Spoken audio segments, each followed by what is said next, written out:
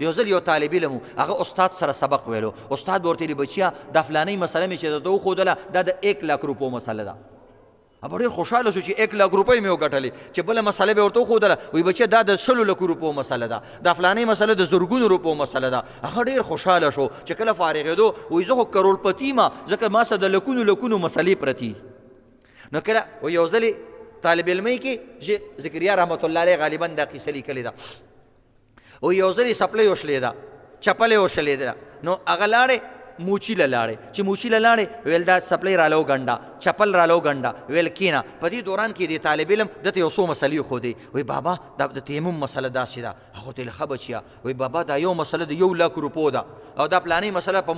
موضوع مسله ده دا پلانۍ د اودس مسله دا ګورې د 3 لکو روپو مسله ده دا بله مسله د 100,000 روپو مسله ده دومره مسلې دي هغه ورته ویل ډېره ښه ده چې کله سپلۍ وګنډله بس دا ترې روان شو موچي ماما ورته آواز کوي بچیا چڼیا دې خوا راشه او ته یې ولې وایي د دې پیسې نه راکې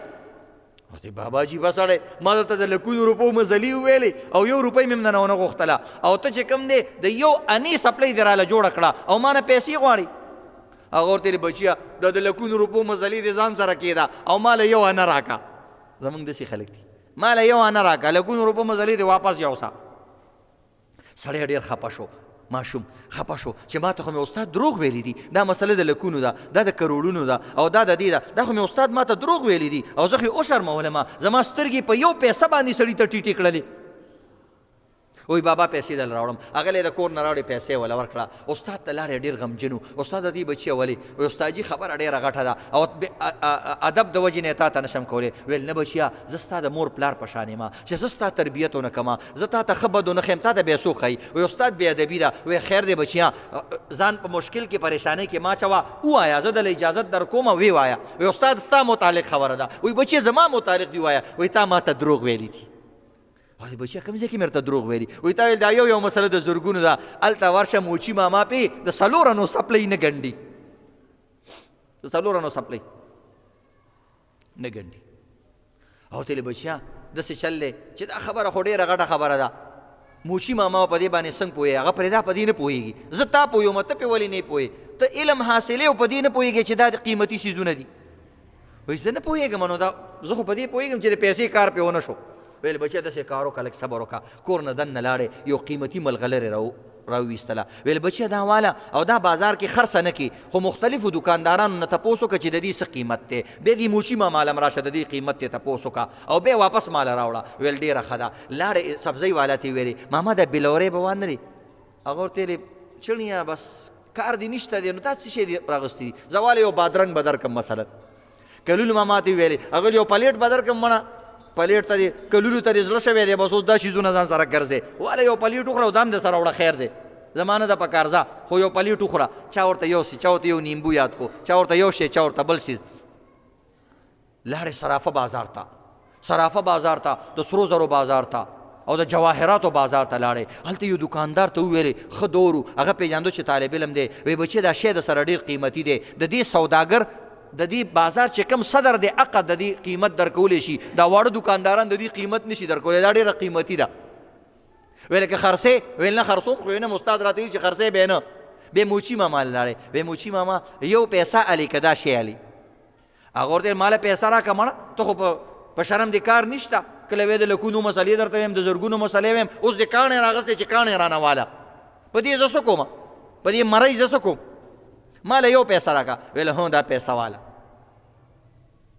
موچي ماما تیل موچي ماما ما زرګرانو بازار ته وړې وه هغه وی کشر زرګر ویلی چې ما سره د دې قیمت نشته اوهو بیا اوهو شروع استاد د چې رالی استاد ورته بچیه څه پوه شوې که نه وایي استاد جي زه پوه شوم تا صادقې خبرې کړي تا ټولې خبرې رښتیا کړي او په جړه جړه رالی ما ستا بې ادبي وکړه وایي څنګه پوه شوې وایي ګوره په دې ملغلرې باندې هغه موچي نه پوهېدو او هغه زرګر راته ویل چې زه دله دا ټول دکان په دې ملغلره در کوم